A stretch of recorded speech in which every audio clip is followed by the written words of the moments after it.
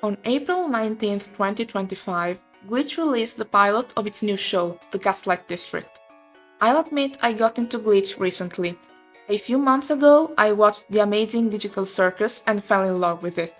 Then I watched Murder Drones and, well, it had elements I liked and was fun to watch, but overall I think it's a narrative mess.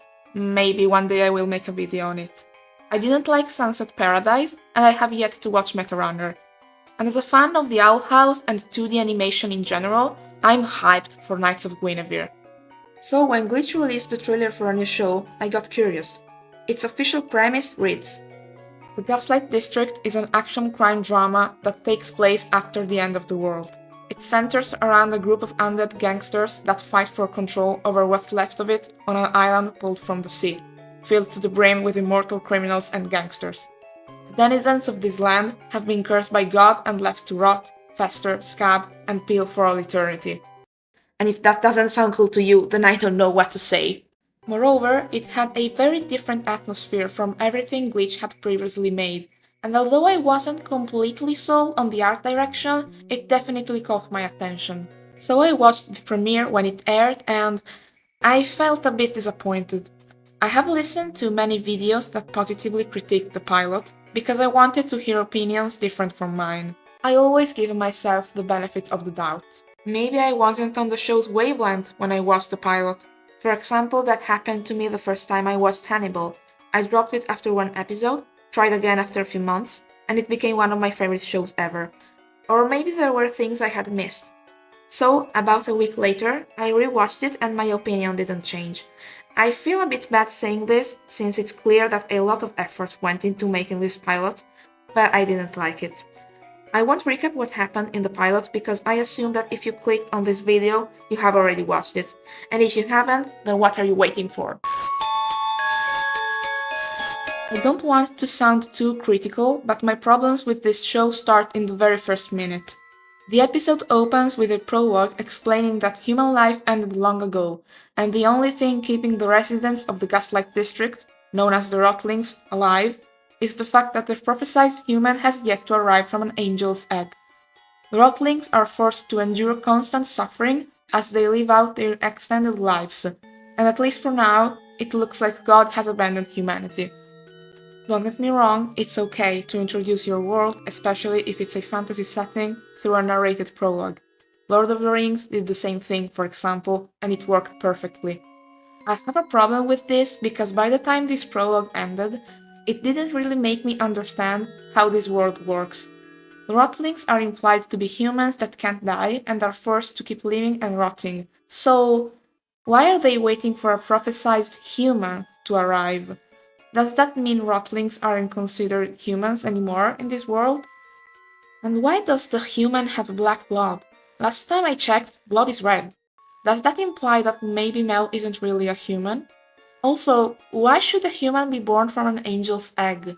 And if God has allegedly abandoned humanity, then why are angels still on Earth? This introduction, despite looking gorgeous, came across as if it was trying to use all its best moves right out of the gate, before the game had even really begun, and it ended up leaving me with everything and yet nothing all at once.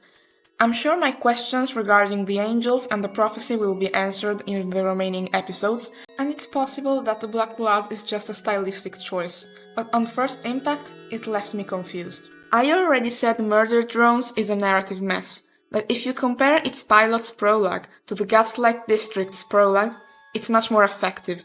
It shows you why the working drones exist, how the humans on Copper 9 accidentally extinguished all organic life, humanity included, on the planet, how the drones started forming a society, and finally it introduces the conflict, the disassembly drones. And to top it all off, this is narrated by the show's main character. It was all clear, and it leaves you curious to know how the situation will evolve from there. The Gaslight District's prologue left me confused and with more questions than answers, and this ties to one of my two main complaints about this pilot: the pacing. It's only 26 minutes long, but it felt like they crammed a whole season of content into one episode, leaving no room to breathe for the characters. The episode starts off with this eerie monologue, then proceeds with an action-packed car chase, violence, some cute family slice of life, goofiness, and a suspenseful encounter with an angel, unexpected drama between two characters which we know nothing about, angel nonsense on stilts. Just slow down, dear God! A lot of what is shown on the screen is good on its own and well acted, but it's overstimulating to the point where I had a hard time remembering individual moments since it all goes by so fast. When I finished watching it for the first time, my reaction was, "Hey, what happened?" I also have a problem with the world building. The episode spends too little effort making sense of the world the gang inhabits before they set off to heaven. We don't know what life is like for the citizens of the district. About the prophecy, I personally often dislike plots revolving around them, because prophecies have a tendency to lock down and restrict a narrative, because in fiction, prophecies must come true or at least threaten to come true. We're not told why the citizens of the Gaslight District even believed the prophecy of the world-ending human in the first place. Now, let's talk about our main cast of characters. Mel is our energetic protagonist. I think she's alright. I didn't love her, but for now, as a main character, she works. Ken is probably my favorite of the group, and I appreciate his dynamic with Mel. I wanted to keep the positive stuff I appreciated for a section at the end of the video, but I will say this now. I usually don't like the trope of the overprotective father, but in this case, I think it works.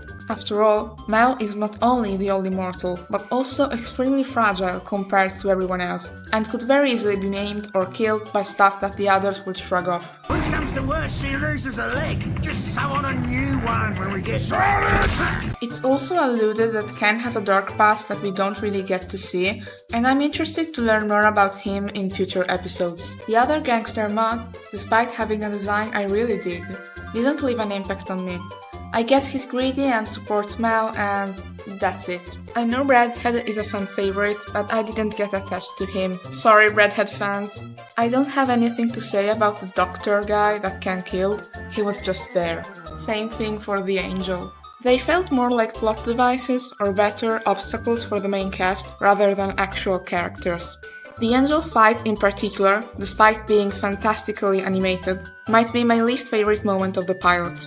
She just kept blabbering about angel nonsense like, "You belong to the angels, the call of the prophecy echoes louder each day," and I kept thinking, what are you talking about? Just shut up. Another weird thing about the episode is that it's divided into 5 segments, kind of like a Tarantino movie, but here it felt out of place. In a movie it makes sense because movies are usually about 2 hours long, but to me it feels a bit pointless for a 26 minutes long episode. When the Smiling Dead's cover was blown, I didn't care because I don't feel like I'm attached enough to the cast to worry about what will happen to them, at least for now. The stakes are high, but it doesn't feel earned.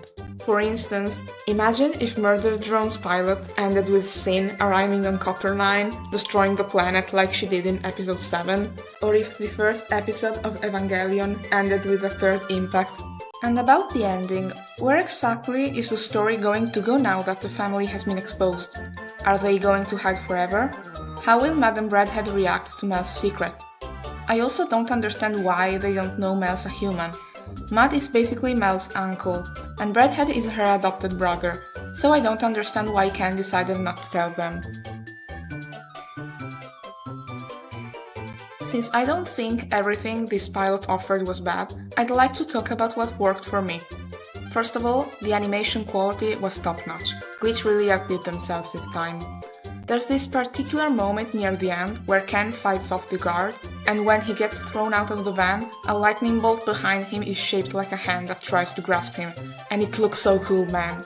Everyone has already said the voice acting was great, which is true, so I'd like to say something else that I'm pretty sure no one has commented on yet. This pilot is available in many languages, including my first language, which is Italian. Out of curiosity, I rewatched the episode dubbed in my language, and there's a detail I really appreciated. In Italian, Breadhead is named testapane. It's a nice wordplay with testa, head, and tostapane, toaster. I really like it, it's cute and creative. I also checked the Spanish and Japanese dubs, because I also speak those languages. Not as good as English and Italian though, and they were well acted as well.